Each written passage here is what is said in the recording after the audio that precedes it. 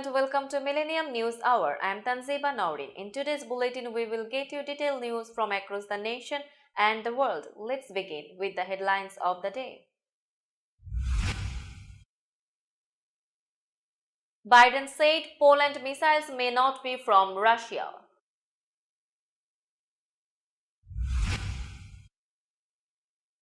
Biden asked for over $37 billion in emergency Ukraine aid.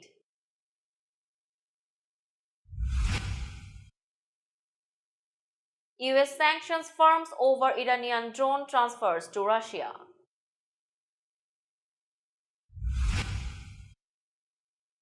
Trump seeks White House again amid GOP losses, legal probes.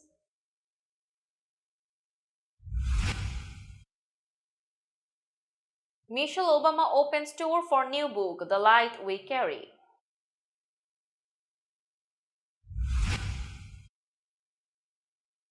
Musk says he expects to find a new Twitter CEO over time.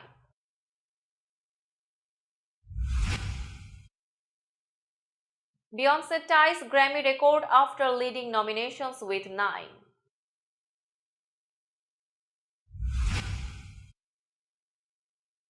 Actor Kevin Spacey to face 7 additional sex charges in UK.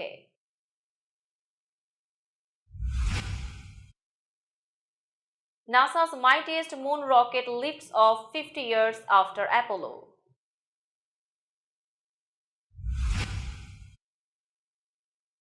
G20 leaders condemn Russia's war in strongest possible terms.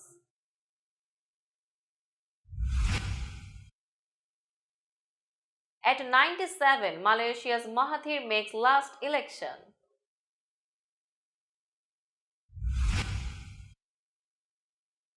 Kuwait puts to death 7 inmates in rare mass execution.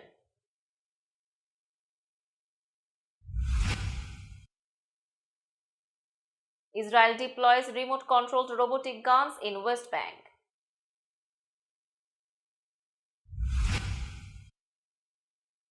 Prosecutor said witness told police UVS suspect targeted victims. UGA, Ohio, Michigan, TCU remain CFP top 4.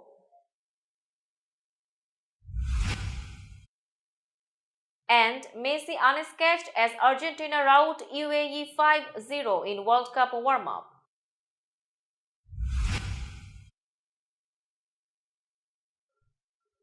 Now news in detail. The United States and its NATO allies are investigating the blast that killed 2 in Poland, but early information suggests it may not have been caused by a missile fired from Russia, US President Joe Biden said. Biden spoke after global leaders gathered for the G20 meeting in Bali, Indonesia, held an emergency meeting on Wednesday after deadly explosions in Poland that Ukraine and Polish authorities said were caused by Russian-made missiles. Asked about claims that the blast was linked to Russia, Biden said, "There is preliminary information that contests that. I don't want to say that until we completely investigate it, but it is unlikely in the lines of the trajectory that it was fired from Russia, but we will see. The US and NATO countries would fully investigate before acting," Biden said. The meeting was convened by Biden. The White House said after 2 people were killed in an explosion in Przywodow, a village in eastern Poland near the border with Ukraine.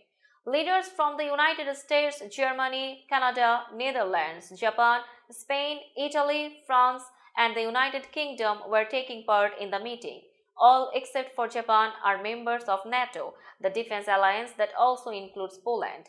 NATO Secretary General Jens Stoltenberg also said Wednesday a deadly explosion in Poland was probably the result of Ukrainian anti-aircraft fire, but that Russia bears ultimate responsibility for the war. An investigation into this incident is ongoing, and we need to await its outcome, but we have no indication that this was the result of a deliberate attack, Stoltenberg said after chairing a meeting of NATO ambassadors. On the other hand, UN Secretary General Antonio Guterres warned Tuesday that it is absolutely essential to avoid escalating the Ukraine war after a deadly missile strike in NATO member Poland killed 2 people. President Joe Biden is asking Congress to provide more than $37 billion in emergency aid to Ukraine, a massive infusion of cash that could help support the nation as Russian forces suffer battlefield losses in their 9-month-old invasion. The administration's funding request, which comes as lawmakers begin their post-election session, also seeks $9.25 billion in COVID-19 funding to prepare for a possible winter surge and help combat the virus nationwide. Government funding expires in mid-December, and the Ukraine and COVID aid would be part of the package to fund the government through the end of September 2023. The request for such a sizable amount of money for Ukraine comes as the GOP is poised to take control of the House following the midterm elections. House Republican leader Kevin McCarthy, who is in line to become Speaker, has warned that Republicans wouldn't support writing a blank check for Ukraine if they captured the majority. Shalonda Young, director of the White House Office of Management and Budget, said that more than three-fourths of the $40 billion approved by Congress earlier this year for Ukraine has already been disbursed or committed. The Biden administration has asked for a total of $37.7 billion in support. The US said Tuesday it is imposing new sanctions on firms and entities accused of being involved in the transfer of Iranian drones to Russia for use in Vladimir Putin's ongoing invasion of Ukraine. The move comes after Iranian officials earlier this month acknowledged that they had transferred drones to Moscow. The penalties and diplomatic restrictions come as part of the most recent effort by the United States to disrupt Russia's military supply chain and procurement network. They also cut at the growing relationship between Russia and Iran, two politically and economically isolated nations. The Treasury Department's Office of Foreign Assets Control said it was designating Shahid Aviation Industries Research Center, which the US says designs and produces drones used by Russian forces in Ukraine, and several firms that are said to facilitate the transfer of Iranian drones to Russia. In his third campaign for the White House, just 1 week after a disappointing midterm showing for Republicans, former President Donald Trump forcing the party to again decide whether to embrace a candidate whose refusal to accept defeat in 2020 sparked an insurrection and pushed American democracy to the brink. In order to make America great and glorious again, I am tonight announcing my candidacy for President of the United States, Trump said before an audience of several hundred supporters in a chandeliered ballroom at his Mar-a-Lago club, where he stood flanked by American flags and banners bearing his Make America Great Again slogan. America's comeback starts right now, he said, formally beginning the 2024 Republican primary. Another campaign is a remarkable turn for any former president, much less one who made history as the first to be impeached twice and whose term ended with his supporters violently storming the Capitol in a deadly bid to halt the peaceful transition of power on January 6, 2021. Michelle Obama says it helps to focus on what you can control when you feel out of control. Among the things she could control during the death and isolation of the pandemic, the racial unrest and threats to democracy were her spools of yarn and her knitting needles. She labels such thinking the power of small, and she writes in her new book, The Light We Carry, Overcoming in Uncertain Times, that by focusing on a small task like knitting, she was able to get through the worry, anxiety, and stress of the past few unsettling years. The interesting thing about knitting and using your hands and making something is that it is meditative, the former First Lady said Tuesday night at the Warner Theater in Washington, where she kicked off a month-long six-city publicity tour to promote the book. Elon Musk says Twitter is a software and servers company at its heart and wants employees to decide by Thursday evening if they want to remain a part of the business, according to an email the new owner sent to Twitter workers. Musk wrote that employees will need to be extremely hardcore to build a breakthrough Twitter 2.0, and that long hours at high intensity will be needed for success. Musk said Twitter will be much more engineering driven, with employees who write great code comprising the majority of the team. The billionaire, who completed the $44 billion takeover of the San Francisco company in late October, has already fired much of its full-time workforce by email on November 4 and is moving to eliminate an untold number of contract jobs. Musk asked workers to click yes on a link provided in the email if they want to be part of the new Twitter. He said that employees had until 5 p.m. Eastern on Thursday to reply to the link. Employees who don't reply by that time will receive 3 months of severance, according to the email. Beyoncé has propelled herself into the highest Grammy echelon. The star singer claimed a leading 9 nominations Tuesday, making her tied with her husband Jay-Z as the most nominated music act in the history of the awards show. Beyoncé's Break My Soul reeled in record and Song of the Year nominations, while Renaissance, which ventured into the world of dancehall music, netted an Album of the Year nod. With Jay-Z also earning 5 nods this year, each spouse now holds the record for the most ever Grammy nominations at 88 apiece. Kendrick Lamar came away with the second most nominations with 8. Adele and Brandi Carlile both received 7 nods. Harry Styles, Mary J. Blige, Future, DJ Khaled, The Dream and mastering engineer Randy Merrill each picked up 6. Nearly half of this year's leading nominees, announced by the likes of Olivia Rodrigo, John Legend, Machine Gun Kelly, and Smokey Robinson, are women, and more than half are people of color, according to the Recording Academy. The ceremony will be held February 5 in Los Angeles. Actor Kevin Spacey will be charged with 7 further sex offenses, all against one man, piling on the pressure for one of Hollywood's biggest stars. Britain's Crown prosecution said Wednesday that charges against the former House of Cards star are 3 of indecent assault, 3 of sexual assault, and 1 of causing a person to engage in sexual activity without consent. The charges relate to incidents between 2001 and 2004. The prosecuting authority approved the charges following a review of the evidence gathered by the Metropolitan Police in its investigation, said Rosemary Ainsley, head of the CPS Special Crime Division. In a July court appearance, Spacey, 63 years old, denied charges of sexually assaulting 3 men a decade or more ago. That plea related to 4 counts of sexual assault and 1 count of causing a person to engage in penetrative sexual activity without consent. Judge Mark Wall set a date of June 6, 2023 for the trial to start and said it would last 3 to 4 weeks. It is likely to be at the Old Bailey, the venue for Britain's highest-profile criminal trials. The Oscar-winning actor ran London's Old Vic Theatre between 2004 and 2015.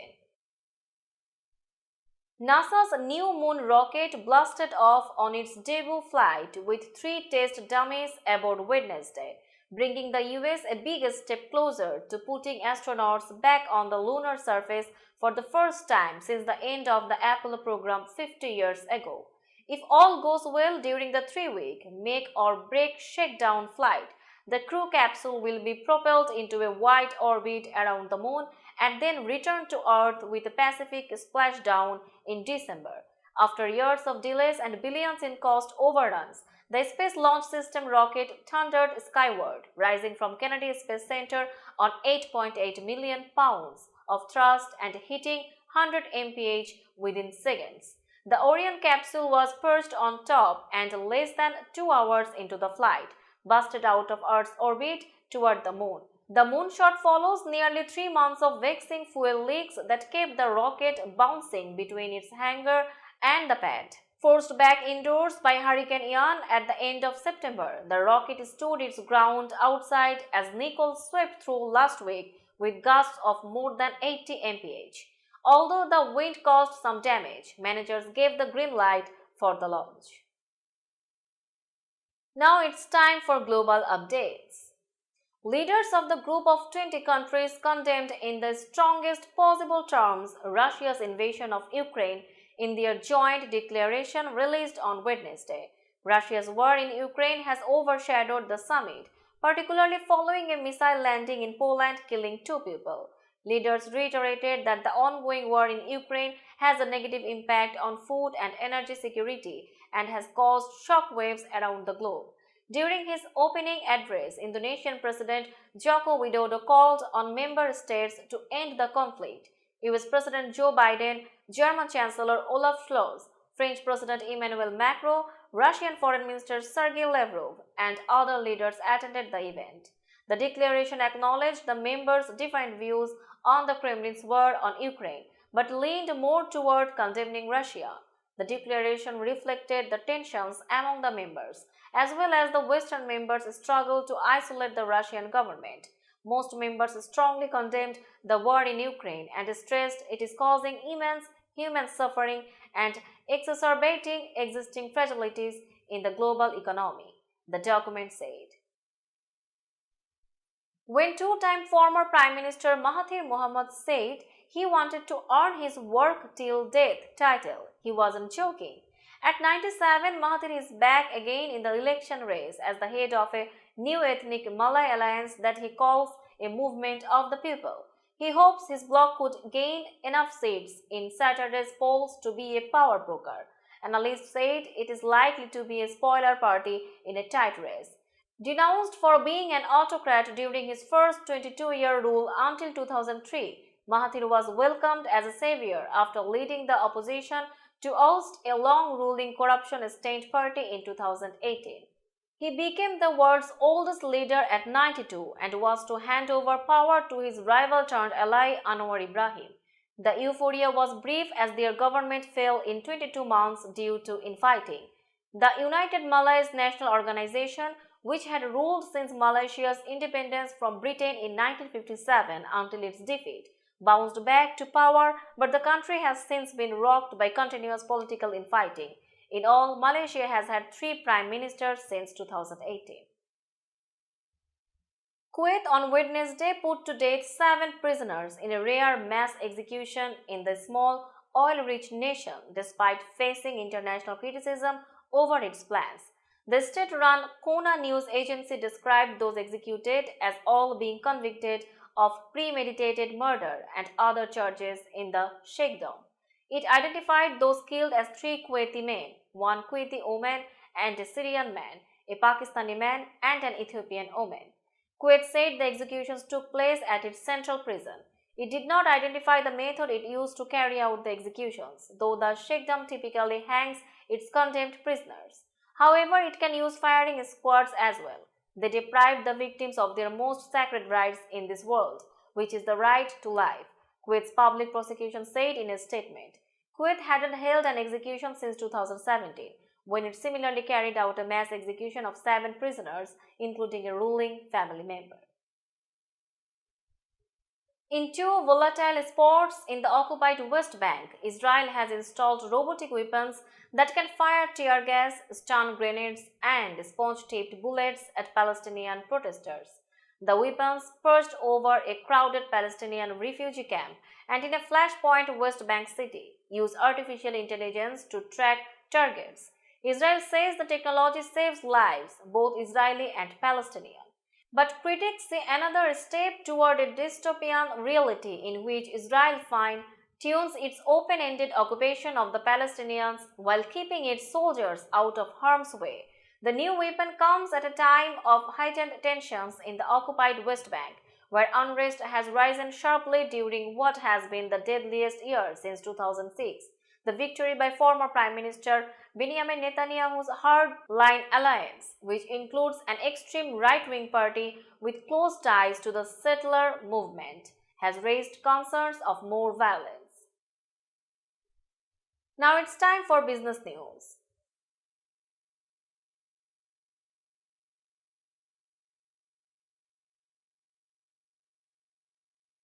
Today's New York stock close price is 15,381. The NYSE composite is increased by 152.02 points or 1.00%.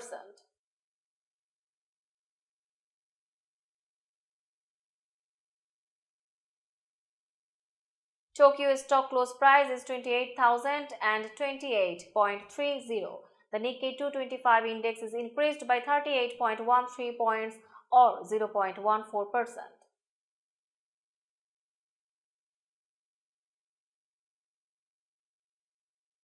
Shanghai stock close price is 3,119.9804. The Shanghai Composite Index is decreased by 14.10 points or 0.45%.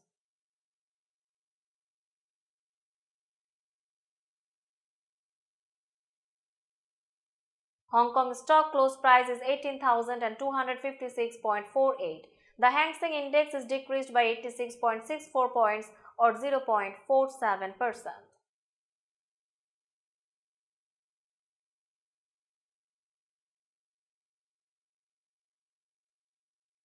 Bombay stock close price is 61,980.72.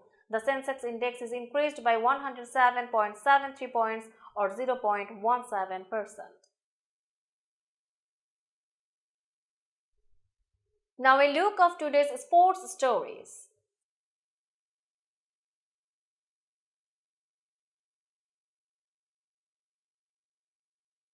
The University of Virginia cancelled its final home football game of the season Wednesday. The same day, a student accused of killing 3 members of the team and wounding 2 other students in an on-campus shooting was due in court for his first hearing. University officials and police have said Christopher Darnell Jones Jr.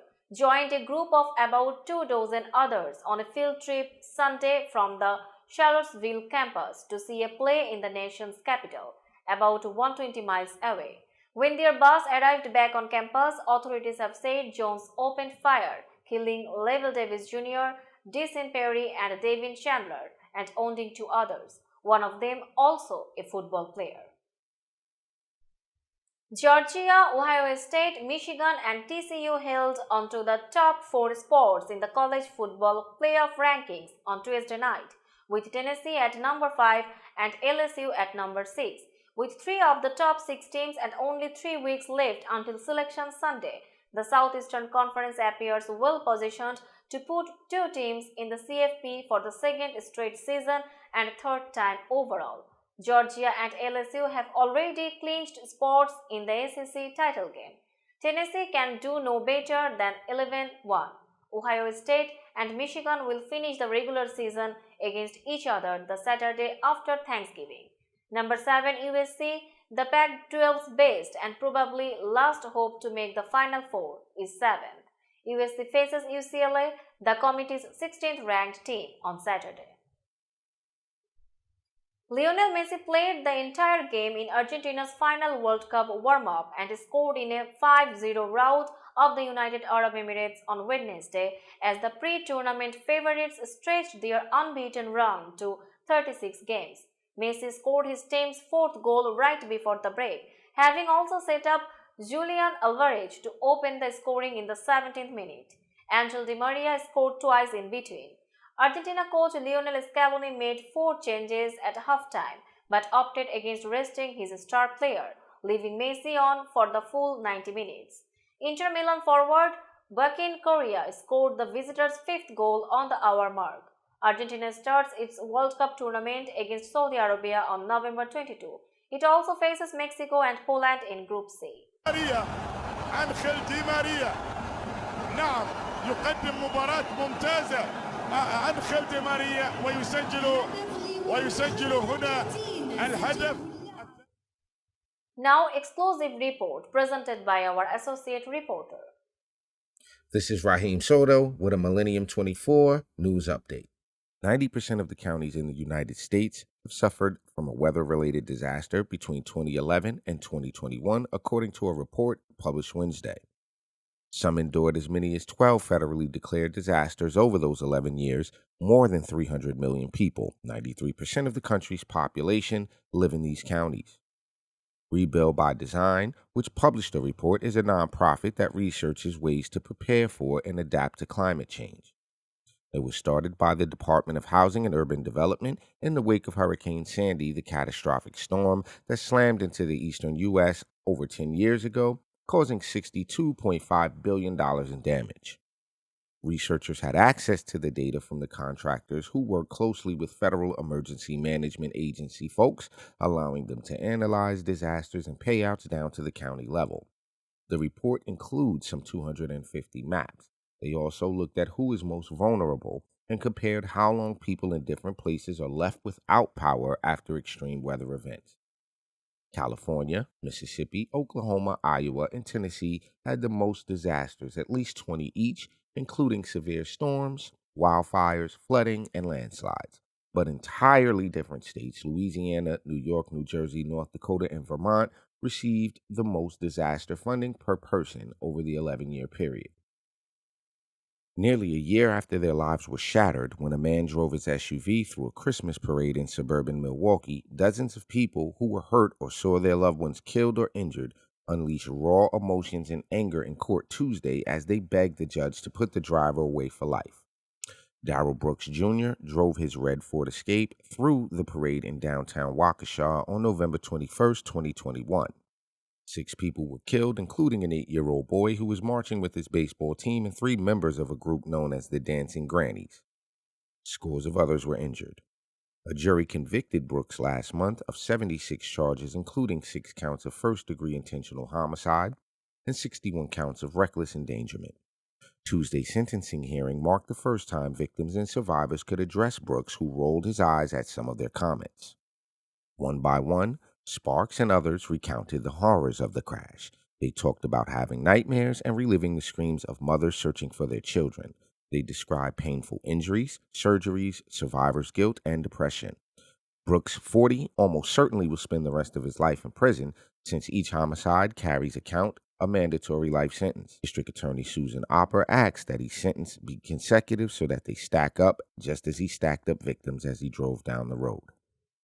Let's have a look on today's weather chart.